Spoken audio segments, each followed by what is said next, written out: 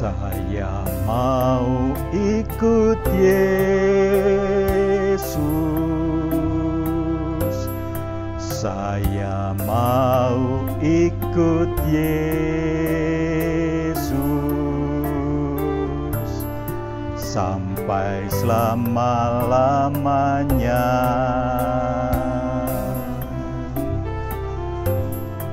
Meskipun saya susah,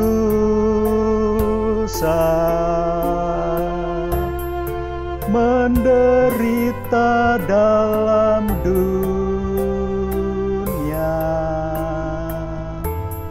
saya mau ikut Yesus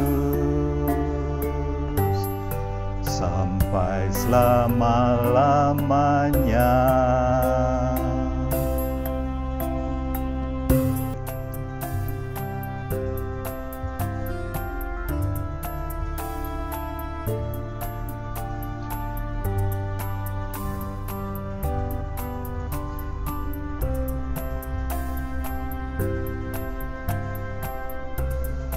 Saya mau ikut Yesus. Saya mau ikut Yesus sampai selama-lamanya.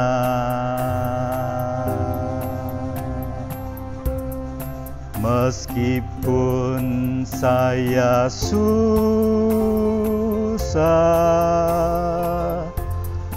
menderita dalam dunia,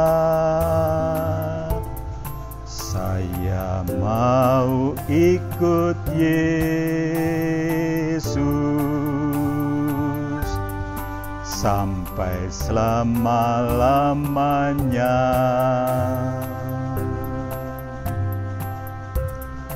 Meskipun saya susah,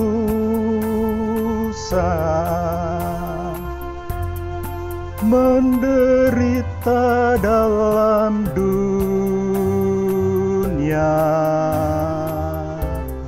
saya mau ikut Yesus sampai selama-lamanya. Bapak-bapak, ibu-ibu, dan saudara-saudara yang saya kasihi, yang mengasihi Tuhan Yesus dan yang dikasihi oleh Tuhan Yesus, doa dan harapan saya kita selalu sehat dan ada sukacita serta damai sejahtera dari Tuhan. Sebelum kita merasa-rasakan firman Tuhan, baiklah kita berdoa mohon berkat terlebih dahulu. Mari. Maha kasih, Maha pemurah, Tuhan Allah Bapa yang di surga, saat ini kami menghadap kehadirat-Mu. Kami naikkan syukur ya Bapa. Bapa senantiasa menjagai, menyertai, melindungi kehidupan kami sampai saat ini. Kami yakini segala sesuatunya adalah karunia dari Tuhan. Saat ini kami hendak mendengarkan sabda Tuhan.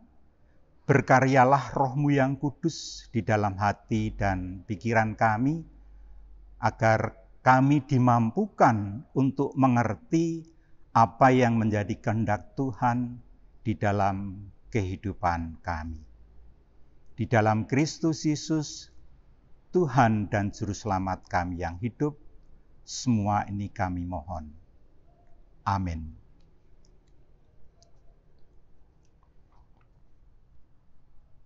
Bapak dan Ibu,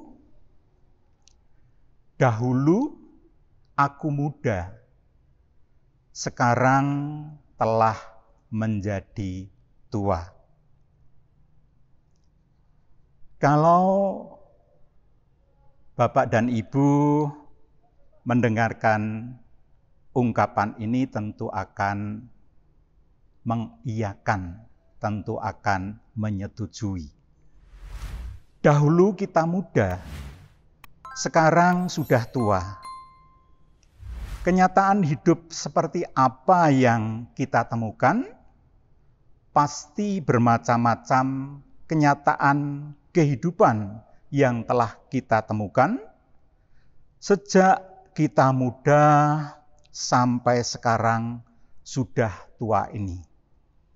Baik kenyataan kehidupan yang menggembirakan maupun yang menyedihkan. Baik yang meyakinkan maupun yang membingungkan. Mungkin salah satu kenyataan hidup yang membingungkan adalah adanya kenyataan bahwa orang baik mengalami banyak kesusahan, tetapi orang jahat malah mengalami banyak hal yang menyenangkan. Sehingga menimbulkan pertanyaan yang bernada cemburu dalam hati kita. Mengapa Tuhan membiarkan orang baik susah, tetapi orang jahat malah senang? Pergumulan seperti itu sebenarnya juga pernah dialami oleh Asaf, sebagaimana diungkapkan dalam Mazmurnya berikut ini. Sesungguhnya Allah itu baik bagi mereka yang tulus hatinya, bagi mereka yang bersih hatinya. Tetapi aku sedikit lagi, maka kakiku terpeleset. Nyaris aku tergelincir, sebab aku cemburu kepada pembual-pembual. Kalau aku melihat kemujuran orang-orang fasik, sebab kesakitan tidak ada pada mereka, sehat dan gemuk tubuh mereka. Mereka tidak mengalami kesusahan manusia, dan mereka tidak kena tulah seperti orang lain.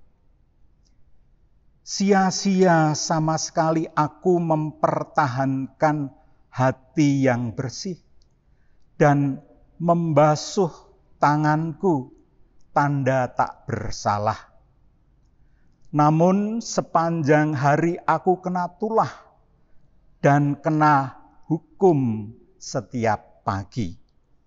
Mazmur 73 ayat 1-5 dan ayat 13-14. Namun Asaf akhirnya melihat kesudahan atau akhir orang jahat itu. Asaf menyatakan begini, tetapi aku bermaksud untuk mengetahuinya. Hal itu menjadi kesulitan di mataku, sampai aku masuk ke dalam tempat kudus Allah dan memperhatikan kesudahan mereka. Sesungguhnya di tempat-tempat licin kau taruh mereka. Kau jatuhkan mereka sehingga hancur. Betapa binasa mereka dalam sekejap mata. Lenyap, habis oleh karena kedahsyatan. Seperti mimpi pada waktu terbangun, ya Tuhan. Pada waktu terjaga, rupa mereka kau pandang hina. Mazmur 73 ayat 16 sampai 20. Itulah sebabnya maka Asaf kemudian menyatakan keteguhan hatinya untuk tetap dekat dengan Tuhan dan percaya kepadanya. Asaf menyatakan sebagai berikut.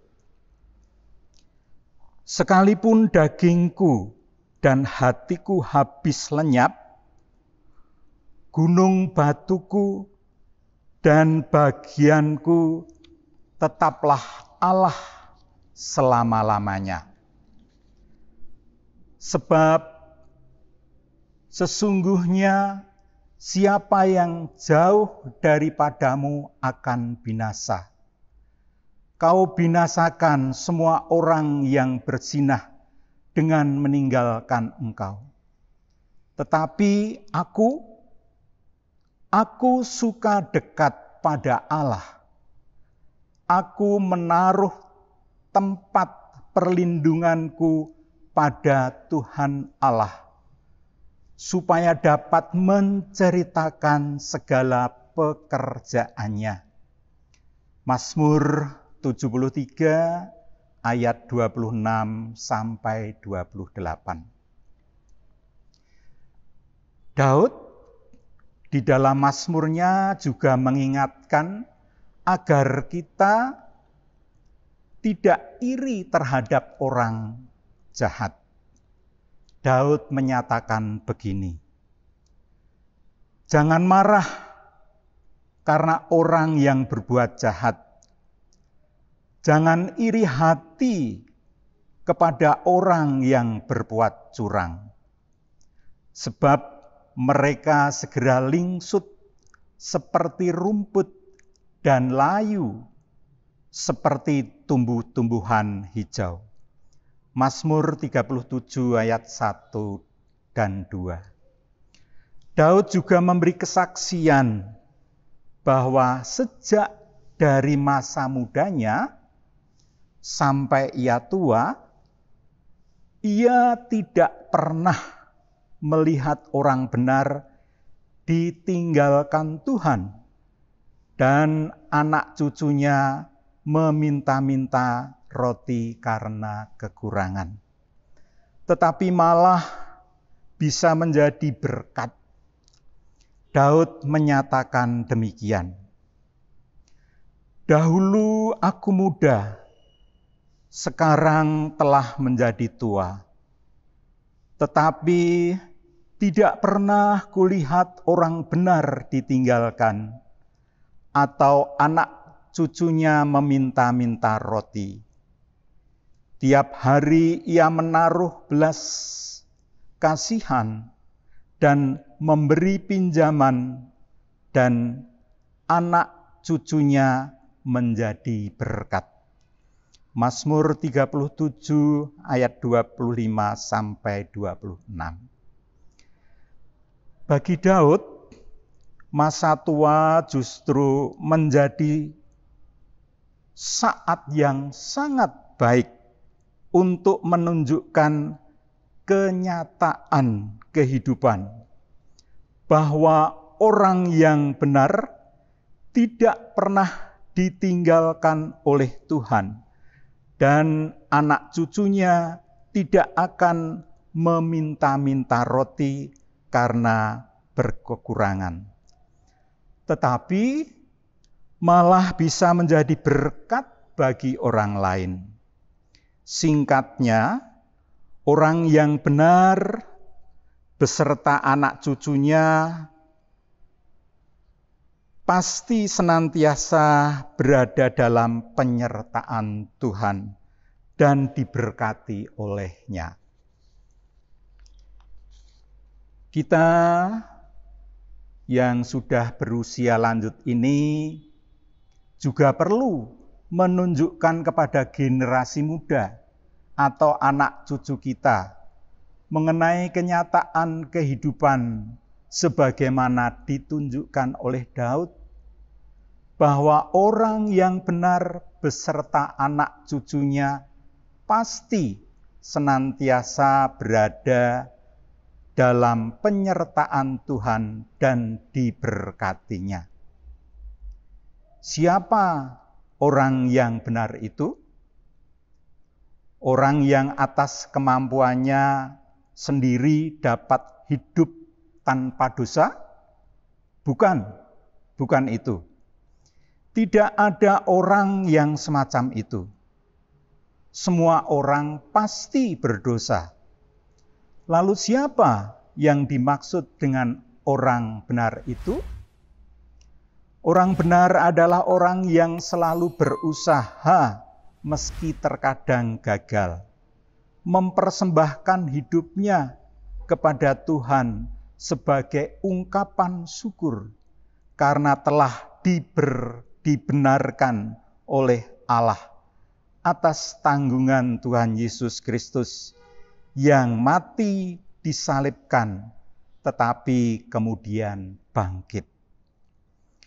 Dengan penjelasan kita itu diharapkan generasi muda atau anak cucu kita mempercayakan hidup dan matinya kepada Tuhan Yesus Kristus. Dan mereka ketika masih hidup di dunia ini dapat senantiasa bersyukur dengan cara hidup yang benar, yang tidak menyimpang dari kehendak Allah. Itu semua sebagai cerminan orang yang telah dibenarkan oleh Allah atas tanggungan Tuhan Yesus Kristus. Betapa pentingnya kita selalu menegaskan kepada generasi muda atau anak cucu kita mengenai kenyataan kehidupan sebagaimana ditunjukkan oleh Daud.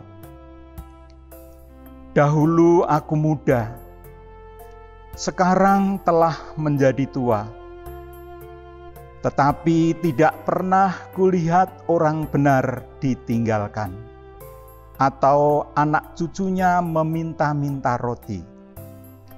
Tiap hari ia menaruh belas kasihan dan memberi pinjaman, dan anak cucunya menjadi berkat. Amin. Demikian Bapak-bapak dan Ibu yang bisa sampaikan.